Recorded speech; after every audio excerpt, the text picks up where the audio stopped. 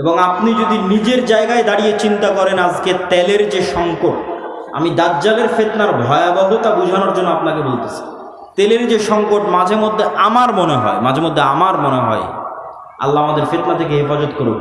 যে এখন যদি কেউ এসে বলে, আব্দুল্লাহ তোমার গাড়িতে তো তেলের দরকার, তো এইটা করলে তোমাকে তেল দেওয়া হবে, ধরো তুমি আর 500 টাকা বেশি দিলে তেল দিয়ে দেবে, বা তুমি এই অপরাধটা করলে তোমাকে তেল দিয়ে দেবে। তো কত মানুষ ঠিক আছে ভাই, সমস্যা নেই, আমার গাড়িতে তেল দেন, আমি করে দিচ্ছি। যেমন কোনো একটা দেশকে যদি বলা হয় যে সব তেলের কন্ট্রোল আমার হাতে, এটা করো, তেল পাবে, নাহলে কিন্তু আবাদও বন্ধ হয়ে যাবে। আমরা মনে করি তেল মানে দিয়ে শুধু গাড়ি চলে। পেট্রোকেমিক্যাল থেকে সকল সার উৎপাদন হয়, সব কোনো সারই আর তৈরি হবে না। সার না হলে আপনি চাষ করবেন কি দিয়ে? স্যালো মেশিন স্টার্ট না দিলে পানি তুলবেন কোথায় থেকে? তো তেল মানে শুধু গাড়ি নয়, সবই। এখনকার আধুনিক সভ্যতার সবই তেল। তা আমি তেল দিব না আপনাকে, তা আপনিও বুঝতে পারছেন যে আপনি সবই করে ফেলবেন তেল নেওয়ার জন্য। তো কোরআন এবং হাদিসে তো এর চেয়ে বড়টা বলা আছে, তেলের কথা বলা আছে, সরাসরি আকাশের বৃষ্টির কথা বলা আছে, জমিনের ফসলের কথা বলা আছে ডাইরেক্ট। যে দাজ্জাল ইরাক এবং শাম এই দুই দেশের মধ্যে সীমানা দিয়ে যেতে থাকবে। কোনো এক নগরীর মানুষের কাছে এসে বলবে, এই তোমরা আমার উপর ঈমান আনছো? তারা বলবে, জি জাহাপনা, জি প্রভু, আপনার উপর ঈমান আনলাম। ওদের জন্য দাজ্জাল টাকা পয়সা, ধন দৌলত, রুজি রুটির এত বড় ব্যবস্থা উন্মোচন করে দিবে যে মৌমাছির ঝাঁক যেভাবে মধুর পিছনে ছুটে, ধন সম্পদ টাকা পয়সা ওই শহরের মানুষের পিছনে ওইভাবে ছুটবে।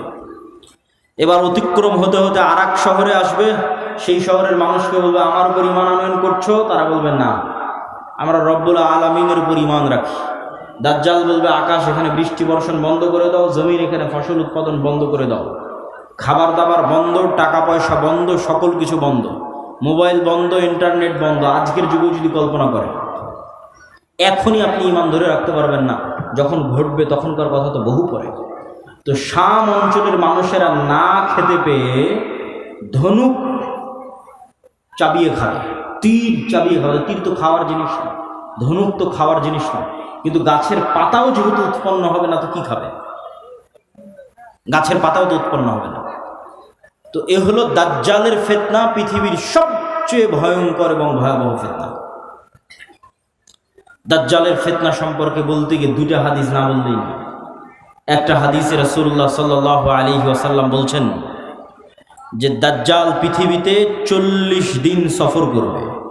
40 দিনের প্রথম দিন হবে 1 বছর, দ্বিতীয় দিন হবে 1 মাস, তৃতীয় দিন হবে 1 সপ্তাহ। আর দাজ্জালের গতি হবে কাগাইথিন ইস্তাদবারাতহুর রিহ, এমন মেঘমালা যেই মেঘমালাকে ঝড়ো বাতাস উড়িয়ে নিয়ে যাচ্ছে।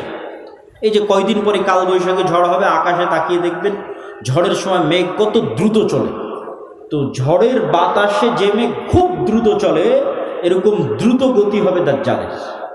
তো আল্লাহর নবী মেঘের সাথে তুলনা দিয়েছেন। এখন যন্ত্র দিয়ে মেঘের মতো আকাশে উঠবে না দাজ্জাল নিজেই আকাশে উঠবে, আল্লাহু আ'লাম, আল্লাহ সুবহানাহু ওয়া তাআলা ভালো জানেন।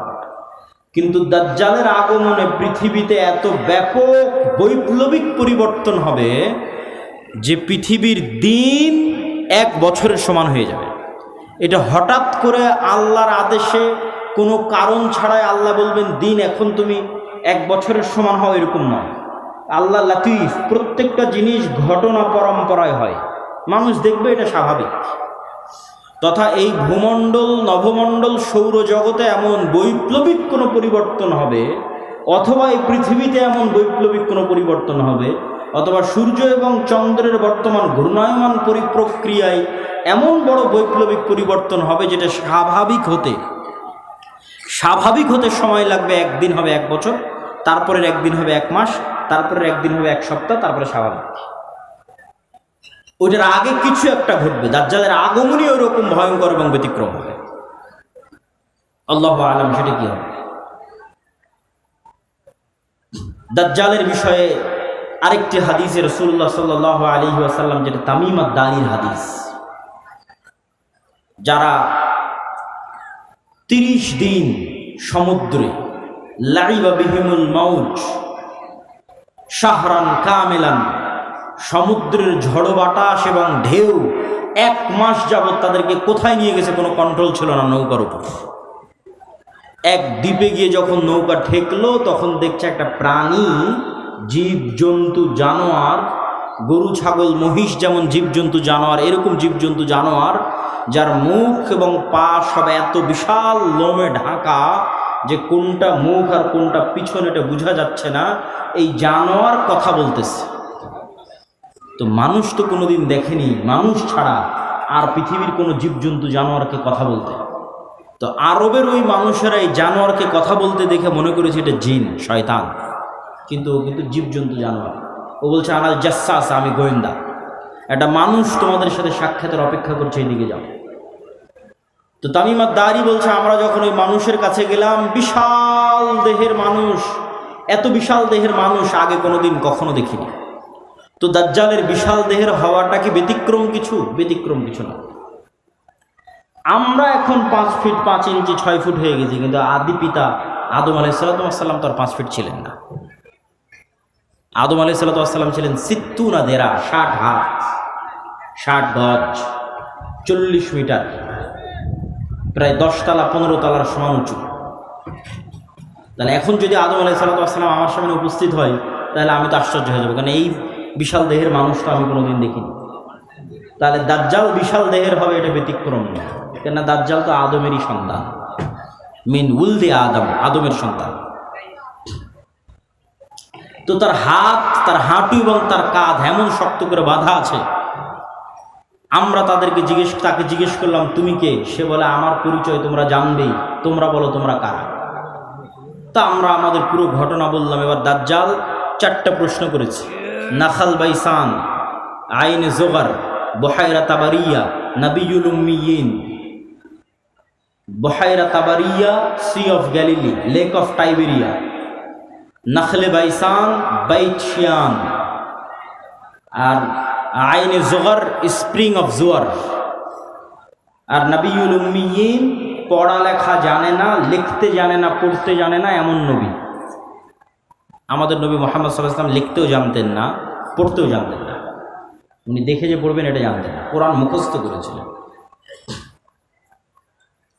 প্রিয় উপস্থিতি, তো দাজ্জাল তাদেরকে এই যে 4টে জিজ্ঞেস করলো, 4টে জিজ্ঞাসার প্রথম 3টে জিজ্ঞাসার সাথে পানি কানেক্টেড আছে, পানি এবং চাষ কানেক্টেড আছে। সি অফ গ্যালিলি, পানির উৎস, বহায়রা তাবারিয়া, ইসরায়েলের সীমানার মধ্যে। এখন এটা ইসরায়েলের সীমানার মধ্যে।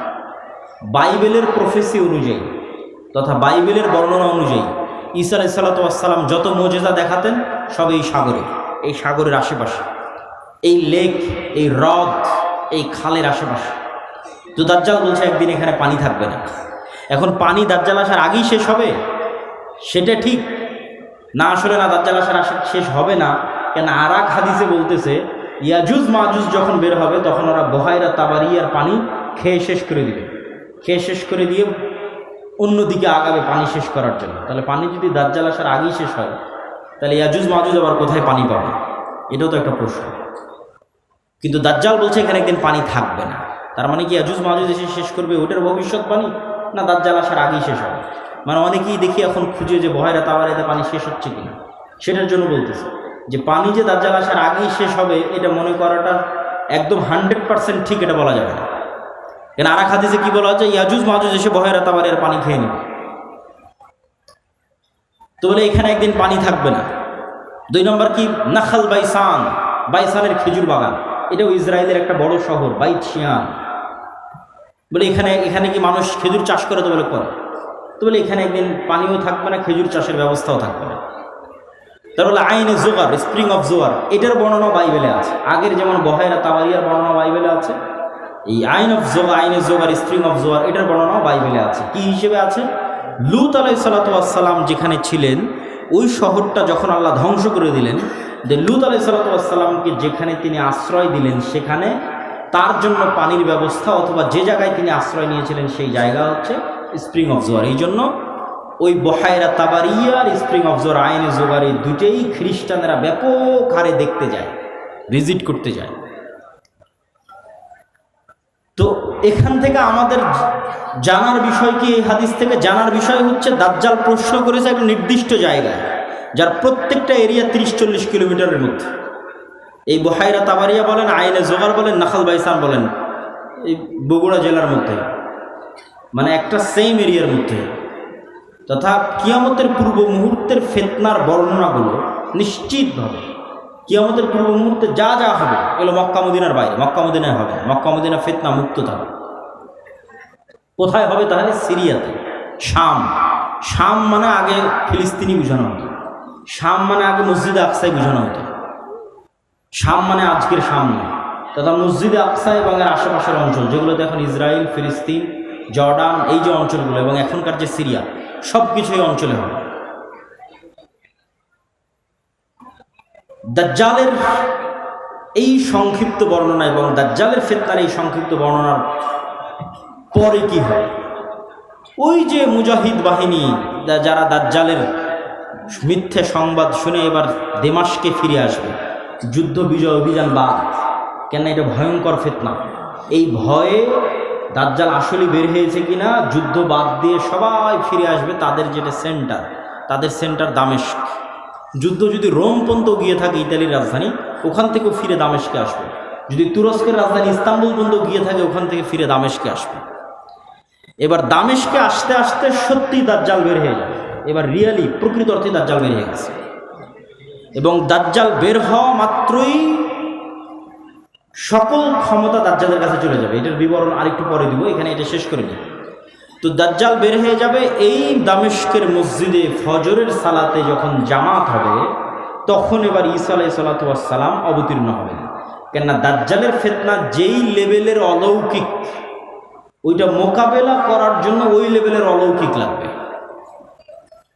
তথা দাজ্জালের এই ফিতনা মোকাবেলা ওই মুজাহিদরাও করতে পারবে না যারা ইস্তাম্বুল বিজয় করেছে, রোম বিজয় করেছে। এবং কিছু কিছু হাদিসের বর্ণনা অনুযায়ী তারা ভারতও বিজয় করতে পারে। মানুষের মাথায় একটা চিত্র আগে থেকে ঢুকে আছে যে দাজ্জাল যখন বের হবে পৃথিবীতে, তখন পুরো পৃথিবী দাজ্জালের কন্ট্রোলে থাকবে। এটা ভুল কথা। দাজ্জাল যখন বের হবে তখন পুরো পৃথিবী মুসলমানদের কন্ট্রোলে থাকবে। মানে মুসলমানরা বিজয় করে শেষ করে দিবে, সব বিজয় করে দিবে। মসজিদে আকসা বিজয়, ইস্তাম্বুল বিজয়, খ্রিস্টানরা তো পরাজিতই হয়ে যাবে, ইতালির রাজধানী রোম বিজয়, ভারত বিজয়, পুরো পৃথিবীতে মুসলমানদের জয় জয়কার থাকবে। হাদিস থেকে আমি যতটুকু চিন্তা ভাবনা করে দেখেছি, এটাই বেশি খাপ খায়, এটাই বেশি মিলে। যে দাজ্জাল বের হওয়ার পূর্বে, ইমাম মাহদি আসার আগেই, অথবা ইমাম মাহদির সাথেই, অথবা ইমাম মাহদি সহ, যেটাই বলেন, দাজ্জাল এবং ঈসা ইসলাম আসার পূর্বে পৃথিবী মুসলমানদের, মসজিদে আকসা মুসলমানদের, তুরস্ক মুসলমানদের, ইতালি, পুরো ইউরোপ মুসলমানদের, ভারত মুসলমানদের, সবই মুসলমানদের। মুসলমানদের বিজয় যখন সর্বোচ্চ স্তরে এবং দাজ্জালের কোনো ষড়যন্ত্র যখন ওরা কাজে দিচ্ছে না, দাজ্জালের পক্ষ হয়ে পৃথিবীতে কাজ করবে এরকম কোনো বড় শক্তি আর পৃথিবীতে নাই, এবার নিজেই দাজ্জাল বের হয়ে আসবে। কেননা যারা দাজ্জালের পক্ষ নিয়ে কাজ করবে তারা সব বিপদে পড়ে গেছে, কেননা বিজয় মুসলমানদের হয়ে গেছে। তো ইহুদিরাও এক মাসিহের অপেক্ষা করতেছে, বিপদ থেকে, বিপদে পড়লে বিপদ থেকে বাঁচায় যে সে মাসিহ, মাসিহ দাজ্জাল। খ্রিস্টানেরাও ঈসা মাসিহ, বিপদে পড়লে বিপদ থেকে বাঁচায় যে সেই মাসিহ ঈসা আলাইহিস সালাম বিপদ থেকে বাঁচাবে। খ্রিস্টানেরাও বিশ্বাস করে ঈসা আলাইহিস সালাম আবার আসবে, কিন্তু তারা এটা জানে না যে ঈসা আলাইহিস সালাম মারা যায়নি, জীবিত আছে। আমরা জানি ঈসা আলাইহিস সালাম মারা যাননি, জীবিত আছে। আর তারা মনে করে মরে গেছে, কিন্তু পুনর্জন্ম হয়ে পুনরায় ঈসা আলাইহিস সালাম পৃথিবীতে আসবে তাদেরকে বাঁচানোর জন্য, খ্রিস্টানদের বাঁচানোর জন্য। তাহলে সারা পৃথিবীর সবাই শেষ জামানার একজন বিশাল মাসিহের অপেক্ষায়। এবং আধুনিক এখনকার বিশ্বের যতগুলো নিউজ চ্যানেল রিপোর্ট, সবগুলোতেই বর্তমান যে যুদ্ধ চলতেছে, এই যুদ্ধ নিয়েও এই আলোচনাগুলো আমাদের দেশে নয়, এই অঞ্চলে নয়, ইউরোপ এবং আমেরিকায় আলোচিত হচ্ছে। যারা বিশ্ব শাসন করে তাদের কাছে, তাদের ভাষায় দাজ্জাল হচ্ছে অ্যান্টি ক্রাইস্ট ইংরেজিতে, আর মালহামা হচ্ছে আর্মাগেড্ডন, আর জেসাস ঈসা আলাইহিস সালাম উনি আসবেন। অ্যান্টি ক্রাইস্ট না আসলে জেসাস আসবে না। অ্যান্টি ক্রাইস্ট মানে দাজ্জাল। আর এন্টিক্রাইস্ট ততক্ষণ আসবে না যতক্ষণ না ইহুদিরা জেরুজালেমে একত্রিত হচ্ছে, এটা তাদের বিশ্বাস। ইভাঞ্জেলিক্যাল খ্রিস্টিয়ান যারা ইঞ্জিল কেন্দ্রিক খ্রিস্টান, তাদের বিশ্বাস। তো ফলত তাদেরও ঈসা আলাইহিস সালামকে নিয়ে আসতে হবে, ইহুদিদেরও একজন মাসিহ লাগবে। ফলত সবাই সেইটারকে সামনে নিয়ে কাজ করতেছে যে ওইটা যত দ্রুত ঘটানো যাবে তত দ্রুত মনে করতেছে আমাদের বিজয়। কিন্তু সবার কামনা অনুযায়ী তো কাজ হবে না, সবার চাওয়া অনুযায়ী কাজ হবে না। কেননা সবাই ভুল বুঝবে, ভ্রান্তিতে পা দিবে। কি কি ভ্রান্তিতে পা দিবে বলি? ইহুদিদের আসল মাসিহা যিনি, আসল মাসিহ যিনি, তিনি তো চলে এসেছেন, কিন্তু তারা তো গ্রহণ করেন। ইহুদিদের প্রকৃত মাসিহ তো ছিল মুহাম্মদ সাল্লাল্লাহু আলাইহি ওয়াসাল্লাম নিজেই। মুহাম্মদ সাল্লাল্লাহু আলাইহি ওয়াসাল্লামের অপেক্ষায় তারা মদিনায় গিয়ে বসে থাকতো, অনেক আগে গিয়ে বসেছিল, ইমান তো আনেনি। তো এরা তো মাসিহকে চিনতে পারে, ঈসা আলাইহিস সালাম তো মাসিহ চিনতে পারেন, ইমান আনেনি, ঈসা আলাইহিস সালামকে হত্যা করার চেষ্টা করেছে, নিকৃষ্ট। তো এই জন্য এদের সঠিক মাসিহ এরা পাবে না। এরা দাজ্জালকেই মনে করবে আমাদের মাসিহ, কিন্তু দাজ্জাল তো হবে ভ্রান্ত। এই জন্য দাজ্জালের অনুসারী কারা হবে? ইহুদিরা। রাসূল সাল্লাল্লাহু আলাইহি ওয়াসাল্লাম বলছেন, ইয়াতবাউদ দাজ্জাল ৭০ আলফা ইহুদ মিন আসবাহান। ইরানের ইস্পাহান শহরের ৭০,০০০ ইহুদি দাজ্জালের অনুসারী হবে। তাহলে ইহুদিরা দাজ্জালকে মাসিহ মনে করে দাজ্জালের অনুসারী হবে, কিন্তু দাজ্জাল তো পরাজিত হবে। কিন্তু প্রথম যখন দাজ্জাল আসবে তখন তো সব ক্ষমতা দাজ্জালের হবে, ফলত যে কেউ পথভ্রষ্ট হয়ে যাবে। তো এই অংশের সামারিটা করি। এই অংশের সামারি হচ্ছে, দাজ্জাল এবং ঈসা আলাইহিস সালাম আসার পূর্বে মুসলমানেরা পৃথিবী বিজয় করবে এবং ইহুদি এবং খ্রিস্টানরা বিপদে পড়বে। যেহেতু ইহুদি এবং খ্রিস্টানরা বিপদে পড়বে, বিশেষ করে ইহুদিরা, তো এখন ইহুদিদের বাঁচানোর জন্য দাজ্জাল বের হবে। এবং যেহেতু দাজ্জালের পক্ষে কাজ করার মতো আর পৃথিবীতে কেউ অবশিষ্ট নাই, এই জন্য এবার দাজ্জাল নিজেই বের হবে। দাজ্জাল যখন নিজেই বের হবে তখন এক নিমিষে, এক সেকেন্ডে সকল ক্ষমতা দাজ্জালের কাছে চলে যাবে। মুসলমানেরা হতভম্ব, হতবিহ্বল হয়ে যাবে। আকাশও বৃষ্টি বর্ষণ করে না, জমিনও ফসল উৎপাদন করে না, দুর্ভিক্ষই নিয়তি ইমান নিয়ে বাঁচার জন্য। তথা সেই সফল যে বলবে আমি মরতে প্রস্তুত কিন্তু ইমান বিক্রি করতে প্রস্তুত নই। সেই সফল যার একটা টাকার প্রতি অবৈধ লোভ নাই, অবৈধ একটা টাকার প্রতি ন্যূনতম লোভ নাই। আপনি নিজেই নিজের আত্মা এবং নফসকে চেক করেন যে আপনার একটা টাকার প্রতি যদি, অবৈধ টাকার প্রতি যদি ন্যূনতম লোভ থাকে, আপনি দাজ্জালের ফিতনা থেকে বাঁচতে পারবেন না। পরকালে যার বিশ্বাস সর্বোচ্চ পর্যায়ে, পরকালে যার বিশ্বাস সর্বোচ্চ লেভেলে, ও দাজ্জালের ফিতনা থেকে বাঁচতে পারবে। আসহাবুল উখদুদ ওয়াস সামাই যাতিল বুরুজ ওয়াল ইয়াউমিল মাউউদ ওয়া শাহিদু ওয়া মাশহুদ কুতিলা আসহাবুল উখদুদ। ওদের বলা হলো হয় ঈমান না হয় সামনে আগুন, ঝাঁপিয়ে পড়ো। তো ওরা বললো আমরা আগুনেই ঝাঁপিয়ে পড়ব। তো ওরা আগুনে কেমনে ঝাঁপিয়ে পড়বে এটা ছাড়া সম্ভব নয় ঝাঁপিয়ে পড়া, যদি ওই আগুনে জান্নাত না দেখে। আর নিজের বাড়িতে যে এসি রুম আছে ওখানে জাহান্নামের আগুন জ্বলতেছে। তো ওরা এটা বিশ্বাস করে যে আমি যদি আমার এসি রুমে ফিরে যাই ইমান পরিত্যাগ করে, তাহলে ওই এসিরা বাতাস নয়, এটা জাহান্নামের আগুন। আর যদি সামনের আগুনে ঢুকে যাই তাহলে এটা আগুন নয়, এটা জান্নাত। তো এই সেম ঘটনা তো দাজ্জালের সময় হবে। দাজ্জালের জান্নাতে যে ঢুকবে ও ঢুকে গেল জাহান্নামে, আর দাজ্জালের জাহান্নামে যে ঢুকবে ও ঢুকে গেল জান্নাতে। তাহলে পরকালের উপর ইয়াকিন না থাকলে তো আপনি দাজ্জালের ফিতনা থেকে বাঁচতে পারবেন না। তাহলে এবার দাজ্জালের আবির্ভাবের পর সারা পৃথিবীর সব মুমিন মুসলমান বিপদে, কোনো খাবার নাই, অসহায়, কিচ্ছু না। এবার বিপদগ্রস্ত মুমিন মুসলমানদের বাঁচানোর জন্য আসবে ঈসা আলাইহিস সালাম। এই হলো